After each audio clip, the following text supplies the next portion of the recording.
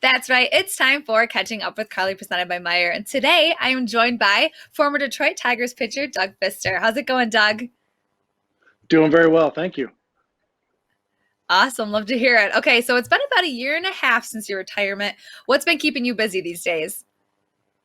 My two girls. I've got two little girls now and a busy wife who they keep us busy. So we're definitely running around and I've been opening up my own woodworking business now, a little custom woodworking on the side. So trying to keep myself busy with all the honeydews and that kind of thing.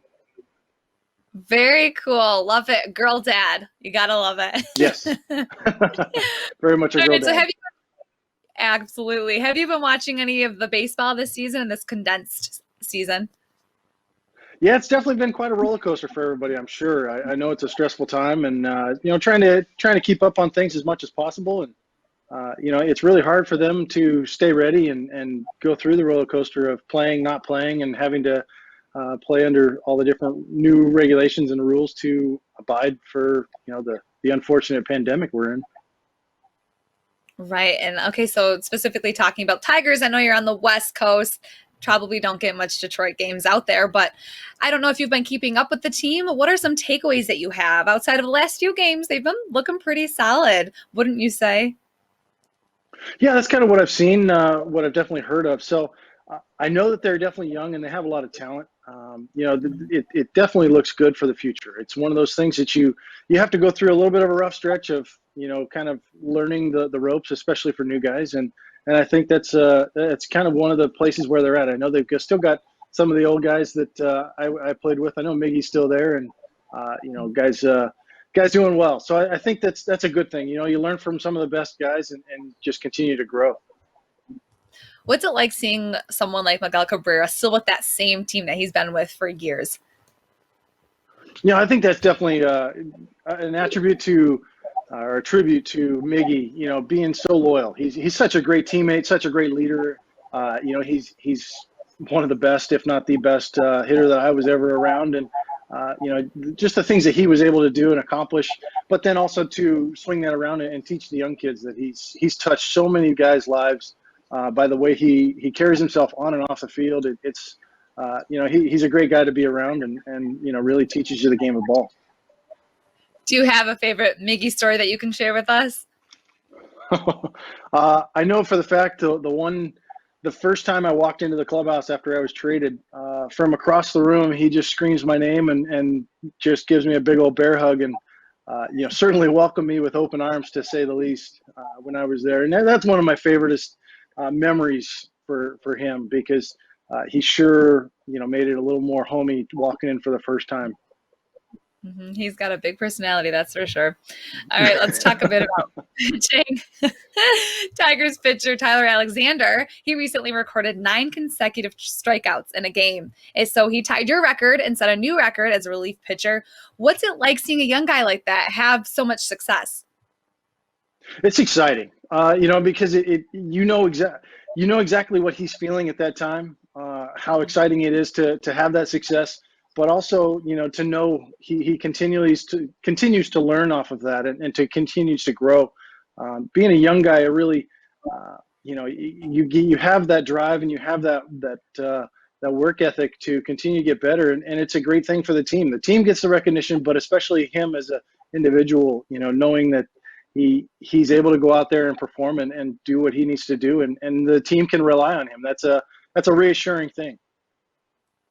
Absolutely. And speaking about young players, is it promising to see all this young talent that the Tigers have and the depth that they have this year, especially on the mound? And more recently with Casey Mize and Tarek Skubal getting the call up. I think it's an exciting time to get those call-ups, especially as a young kid, because you do have to, walk the line and figure out what's your role in this game, and how to learn from it, because experience just comes from doing it and learning it. So, now's a great time to get them up there, get them, the lessons learned and kind of break them in. So I think it's exciting. I know that as an old guy, you enjoy seeing a young guy come in because he's got the love of the game and he's got that drive, and it's just reassuring to guys all around to say, hey, we continue to love the game and play because you love it. And I'm sure you know exactly how they're feeling right now, but do you have any words of wisdom for them going into this major league debut? Oh man, just soak it all in. Everybody.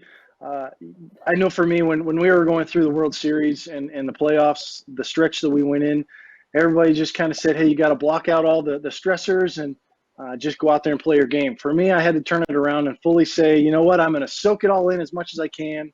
The game I started in the World Series, I stepped off, I looked all the way around, took me a couple of seconds to kind of gather myself, and then I went back to work. Instead of trying to spend all the energy blocking it out and trying to just focus, I went ahead and said, "Hey, you know what? Soak it in, enjoy the moment, and then okay, time to get back to work." So, give yourself a minute to take a breath. It's good advice. All right. So during your time in Detroit, you played in the postseason a few times and you had the American League Championship. What was your experience in Detroit like? Oh, it's some of the most memorable years of my career, to say the least. The group of guys that we had in that clubhouse is the most memorable and the most touching for me in the few years I was able to play. The guys, we were brothers. That team definitely had something special, and we were able to accomplish a lot of things. But it was just a fun time to play for the love of the game type thing. It was just a great experience from top down. How did it feel arriving in the D and playing for a team that had so much history and, like you said, just such a family aspect in that team? First and foremost, they definitely were a family-oriented team. Dave and Jimmy were definitely guys who cared about you as a teammate and as a guy and as a man, but also cared about your family. So that made it very reassuring to play. But then showing up in the D, I mean, it was just the experience is there, the history that's there.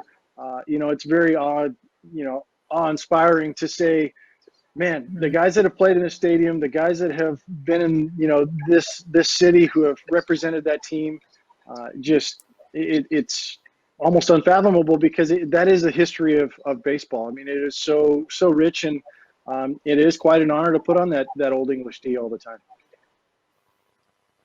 Awesome. And can you imagine playing in a ballpark without any fans like the guys are this season? Oh man, that's definitely a tough one. I mean, it really. I know that they're playing the sounds and everything else, but it is a little different without the atmosphere of the fans. Because a lot of times you do get those hecklers, or when you're at home and you do have the support of your fans when things go great. I mean those things can definitely have their effect and swing on the game, but it really makes you focus and stay within the game. All right, now what are you thinking about this condensed season? Do you think it's anyone's season? It's anyone's game? You think anyone can win that World Series? I think so. I think the way that things are laid out, it can turn on a dime. You can re-straighten your season out real quick. Where what is it, 60 games? I mean, it can change really fast, and I think that's a good thing. I think that keeps everybody in the hunt longer, and you can attack a different way. It's a sprint, not a marathon, that's for sure. Well, Doug, thank you so Yeah. much for joining me on Catching Up with Carley, presented by Meijer. Stay well and go Tigers. Thank you so much. Go Tigers.